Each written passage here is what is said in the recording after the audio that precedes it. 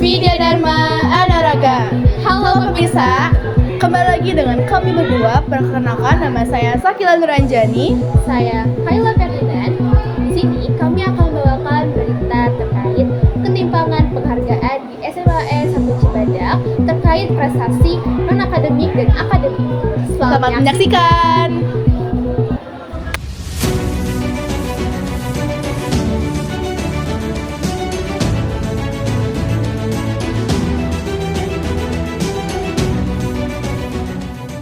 Halo kalian semuanya, di sini kami ingin mewawancarai salah satu guru dari bidang kesiswaan nih. Nah, sebelumnya di sini ada Bapak. Ya, saya Bapak Nasruddin sebagai guru mata pelajaran pendidikan agama Islam dan diberikan amanah juga oleh pihak sekolah sebagai staf dari kesiswaan. Terima kasih.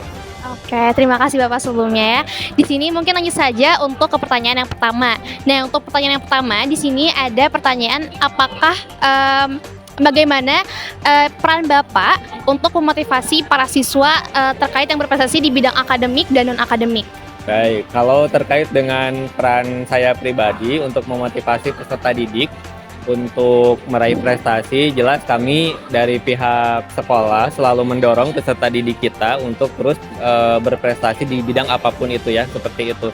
Baik itu di bidang prestasi akademik maupun non-akademik. Kami sudah memberikan pelayanan-pelayanan kepada peserta didik yang ingin melakukan kegiatan-kegiatan seperti perlombaan atau kejuaraan-kejuaraan tertentu di luar sana bagi mereka yang ingin berprestasi seperti itu. Contoh misalkan dari aspek perizinan, ya aspek perizinan, terus surat rekomendasi kayak gitu ya.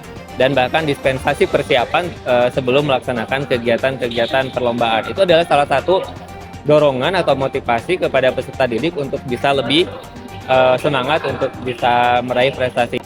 Apakah menurut pandangan Bapak di SMAN 1 Cibadak ini untuk memberikan apresiasi terhadap siswa yang berprestasi di bidang akademik dan non-akademik itu apakah sudah setara atau belum? Ya. Nah, kalau kita memandang prestasi yang diraih lalu apresiasi yang diberikan seperti itu, saya rasa apresiasi yang paling besar yang diberikan oleh pihak sekolah itu adalah berupa pelayanan tentu. Nanti maksudnya pelayanan di sini dalam arti adalah kami akan menyalurkan peserta didik yang berprestasi itu nantinya untuk bisa menembus perguruan tinggi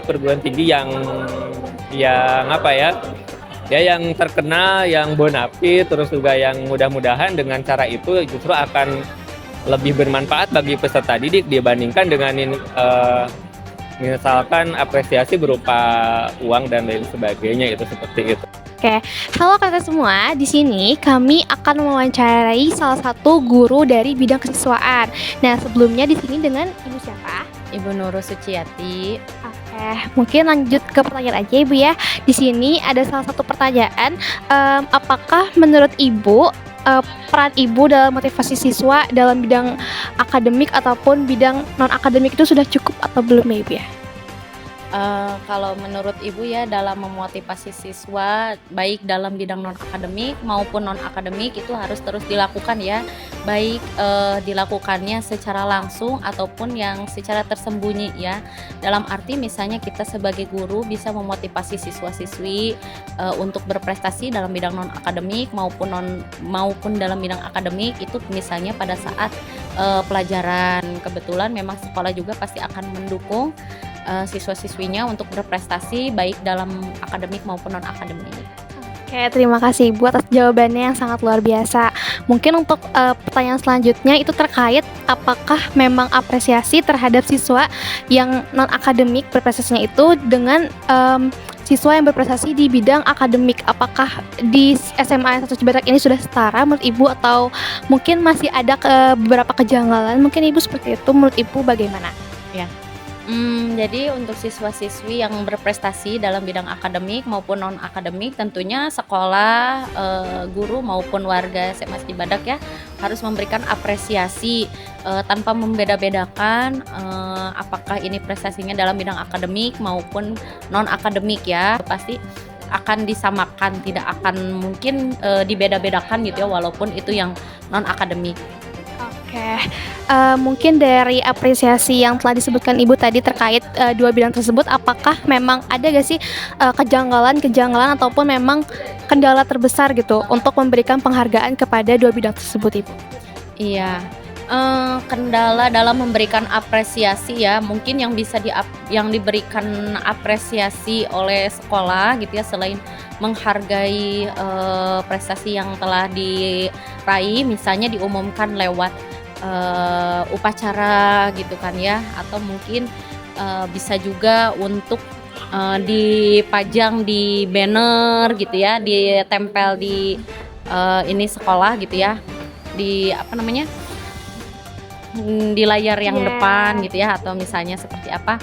Nah itu sih maksudnya sekolah belum memberikan apresiasi yang lebih dari itu gitu ya, karena mungkin bentuk apresiasi itu bukan hanya dalam bentuk hadiah saja, tapi apresiasi di sini juga diberikan dalam bentuk penghargaan, selamat, support gitu ya. Nah jadi baru itu aja sih yang bisa diberikan sama sekolah gitu ya.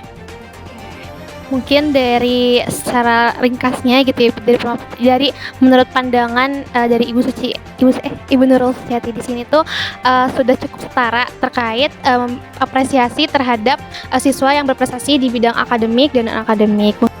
Halo teman-teman semua, kembali lagi sama aku Aulia Ramadhani dan di samping aku ada siapa nih?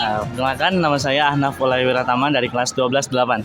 Oke Kang Anhap, sebagai seseorang yang berprestasi di bidang akademik, Akang sendiri kan pastinya sering banget nih dapat apresiasi dari sekolah. Nah, perasaan Akang terhadap apresiasi yang didapatkan dari sekolah tuh kayak gimana sih? Bagi saya cukup senang sih, apalagi kan kita tahu sendiri bahwa setiap hari Senin itu anak-anak yang berprestasi itu dipanggil ke depan. Nah itu mungkin salah satu cara sekolah juga untuk mengapresiasi kita yang berprestasi akademik maupun non-akademik. Namun bagi saya seharusnya pihak sekolah itu meningkatkan lagi cara apresiasi siswa dengan cara setahu saya dulu waktu saya kelas 10 di Instagram Semandat Sukabumi itu setiap anak-anak yang berprestasi itu kan diupload di Instagramnya. Nah namun saat ini tidak, namun ya tetap senang kalau misalnya jika hari Senin itu mendapat panggilan khusus untuk mengapresiasi siswa yang berprestasi. Oke, berarti sebenarnya sudah cukup ya, tapi ingin dikembangkan lagi. Nah, kan selain prestasi akademik, ada juga prestasi non-akademik ya, Kang. Nah, menurut Akang sendiri ngelihat teman-teman Akang yang punya prestasi non-akademik udah mendapatkan penghargaan yang setara belum sih? Menurut saya udah. Karena kita tahu sendiri kalau misalnya prestasi akademik dan non-akademik di Semandak itu sama-sama setara, sama-sama sering berprestasi. Dengan cara apresiasi yang sama, menurut saya itu udah setara. Oke, berarti udah setara ya.